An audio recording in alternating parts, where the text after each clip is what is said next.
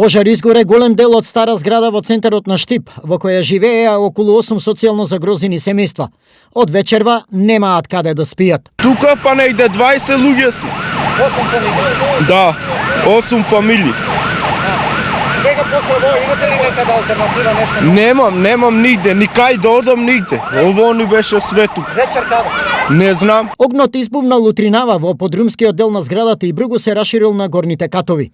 Поради дотрееноста и лесно запаливиот материјал од кој е правена куќата, станарите спасуваа само жива глава. Спијаме сите дома и станувам одеднаш пламен.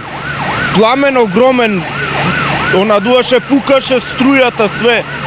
Излегом онма надвор. Тоа беше. Ги спасев деца, 3 деца имам. Истрчаме децата и двам ги извади една годинка внуче и плюс 3 годишно девојче. Двам ги извадим унатре, ги изгоря жив. Голи боси ги искарам. Пукна нешто и јас станат. Жива гола. А вие горе сте или долу? Не бе, тука сме. Прачнате излезете. Срцето ме бе.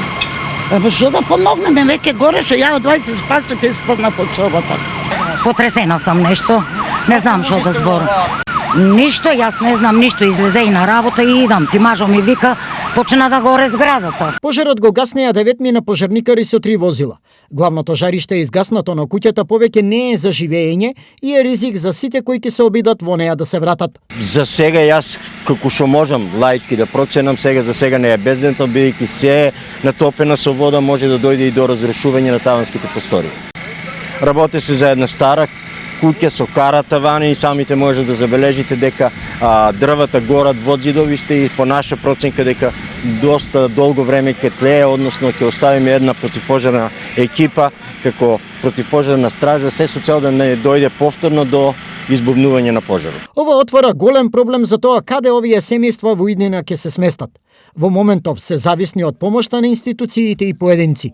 Ние ќе се ангажираме заедно со јавното предпријатие за стопанисување на стамбени деловен простор, заедно со меѓуопштинскиот центар за социјални работи, како и комисијата за иселенички и стамбени прашања на Република Северна Македонија, за да најдеме решение за овие луѓе кои што денеска поради ситуација остануваат без свој кров над главата. Излеговме веќе со помош, освен помош во храна, имаме топла облека, постелнини и се она што значи помош во овие зимски услови. За 2 дена ова е втор голем пожар во регионот со тешки последици.